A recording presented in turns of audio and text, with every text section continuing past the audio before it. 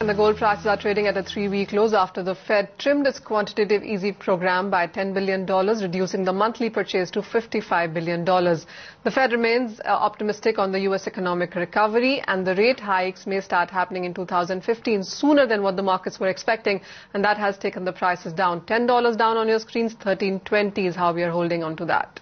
In case of the crude prices, while the NYMEX is holding firm after the decline in the U.S. inventories and also after the U.S. Fed meeting, it really is the Brent prices which have seen a 0.25% decline coming in on your screens.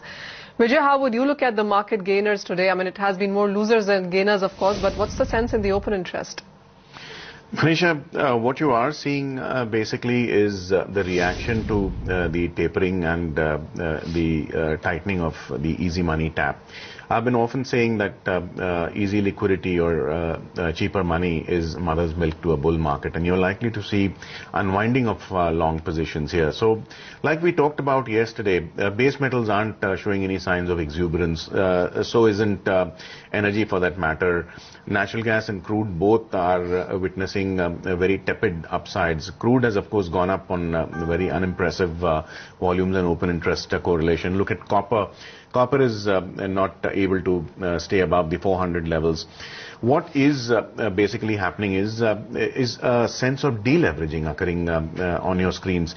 Look at edible oils, which are bearish in spite of firmer crude prices. By crude, I mean WTI crude, and a stronger dollar. They should have hypothetically been higher here on the MCX, CPO, and soya oil on NCDX. Base metals remain down. Bullion, of course, is likely to remain down because you're seeing the dollar gain strength against the global basket of currencies. So net-net, I would remain bearish on industrial commodities, also bullion for that matter, because I would expect the liquidity tap to get tightened and the long positions to get unwound in the coming few trading sessions. Vijay, clearly from the data that you've put in on the screen, it shows that the prices have declined, and with the increase in open interest, the gold prices, the gold open interest clearly shows 9,700 lots versus 9,000 yesterday. So clear indication of that.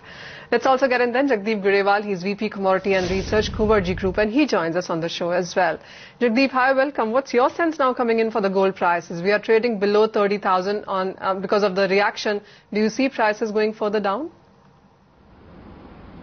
Yeah, for the longer term or medium term, I'll remain bearish. But for today's session intraday, I'll take a bet for the buying with a base of 29,550 as stop loss and a target of 29,900.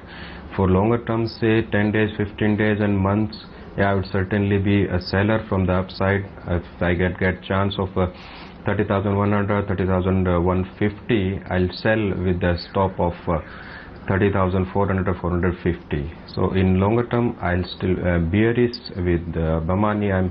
But for the shorter term, so intraday, I'll take a buy call on this. Jagdeep, also, how would you look at the energy space? Because while the NYMEX is trading higher, the Brent is trading on the lower side. But having said that, the Indian markets are back above 6,100. What are the fundamentals you're watching, and how would you want to trade? Nowadays, America only is putting prices to move upward or downward. So yesterday's meeting of FOMC results were quite good for the crude, though inventory was not in the favor of prices, but it recovered in the night, and today in the morning we saw that prices opened up gap in Indian market. So the sentiments are quite positive for the crude, and as Yelena said, that we could see a tapering ending soon, this QE, and also the increase in interest rates, and they are bullish about coming time, crediting the bad data to the weather conditions in the past. So crude, if it managed to breach 100 psychological level, it breach downward, it breach upwards, then certainly a bet for good recovery up to 5 to 6%. For intraday also, I'll be a buyer for this with a target of 6,200 in Indian INR. Fair point. So buying in gold and crude, both of them in the intraday market there. But Vijay, how would you look at the base metal prices? Of course, you have been an advisor of sell on rallies onto this one, but would you say the same for nickel too, because the fundamentals there have been strong?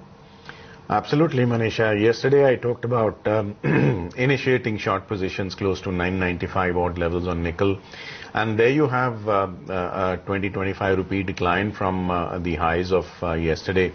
I don't think the selling is done yet. I would expect nickel to test 964 to 966 band, if not lower. I think the kind of exuberance that you saw in nickel, the way it was defying gravity and outperforming its peer group, I think the decline is likely to be equally pronounced. So you should still be looking out for short selling opportunities, although it's a little late in the day to short at 976 odd levels. If at all the market does give you an opportunity to catch another short position at say 984 odd levels, I would advocate going in for shorts again. And as per various international reports, there's a suggestion that India's recent decision to give subsidies to exporters of raw sugar has other exporting nations like Australia and Brazil raising a concern, as the subsidies would affect their interest and distort the world market prices. The Indian cabinet in Feb had approved a subsidy of 3,333 a ton for export of raw sugar. The incentive, remember, is valid till this month end and then will be reviewed. That's about the sugar prices, and the prices also saw a bit of a knockdown coming in for the expiry month. But also let's talk about the wheat prices, which also have seen some decline coming in, at least in the global markets, where the prices have slipped from a 10-month highs on speculation that the rising prices are poised for a biggest monthly increase in more than 3 years will curb demand. The wheat futures have risen 18% for the month of March alone in the global markets and are set for a biggest monthly gain since July 2010. That in some sense has been impacting the Indian prices also, and let's get in Hitesh Chandak, who's President Roller Flour Mills Federation of India, and he joins us on a phone line from Delhi. Hitesh, hi, welcome to the show. We have seen a huge gain coming in for the prices, especially in the global markets, while the Indian futures also trading around that 1700 mark. What's your sense on prices going forward? With the new crop coming in, with the harvest starting in April, we expect the prices to go down in India. And like the crop in Gujarat has already started, and the prices over there are ruling in the range of around 1600. And the crop in Bengal, MP has also started. So we feel the market will be a little on the lower side in the months of April and May. That is the peak harvest time.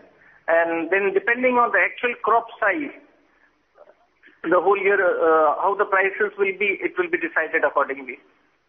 So Hitesh, would you say that there is a possibility of 1600 not breaching on the lower side, especially in the futures market? 1600, yes, it will go to 1600. It has to touch once 1600. As in Gujarat, which is the first state coming up with the wheat, the prices having already gone down to 1600. So this trend will follow in the entire country. Fair point, Hitesh. Appreciate you taking time for us, so the prices can see some further pressure going there. But on the charts, Vijay, how is it looking? Manisha, I talked about booking profits in sugar at 1685, 1690, and the prices that you are watching on screen of 1696 odd levels pertain to the March futures, which have expired today. The kind of negative cost of carry that you're seeing, the price differential between March and April itself tells you that sugar is in for wheat is in for a drubbing, and sugar is another commodity which I talked about booking profits. Here again, I talked about 3050 to 3100 levels where profits should be booked, because let's not forget this is a politically sensitive commodity. Ahead of the elections, I don't expect sugar to go up significantly from here. So both wheat and sugar, I would like to take money off the table. Jagdeep, would you say it's ditto for the other commodities like chana and soybean as well? Because after the initial run-up, we are seeing some correction in both of these commodities also. Yeah, for soybean, I'd like to say that there is a correction of 2 and 2.5%. It's still on the cards. Until it corrects 2 and 2.5% more, means soybean prices dips below 4100, 4120. These are the levels to get back into the soybean again. At these prices, I'd remain selling on soybeans.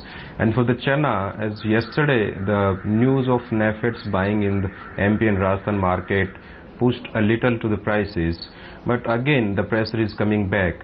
Now the NAFED prices at the MSP is still below the futures contract, and those factors will factor in longer terms, not in the short term. So for chana also, I'm seeing the correction to the levels of 3200. Vijay, how would you look at something like a cardamom or a turmeric? Because there has been a lot of choppiness into the spices space in the recent days. Which one would you want to pick up there? Manisha, cardamom is a commodity that I'm getting bullish on because you're seeing a slow but steady rounding bottom formation, and if at all I get cardamom at sub 820 levels, I'm a keen buyer. I would although aim to buy in the April futures series because you have very little time left for expiry of March. So give me another 3 to 4% decline in the month of April, and I would be very keen to buy cardamom at lower levels.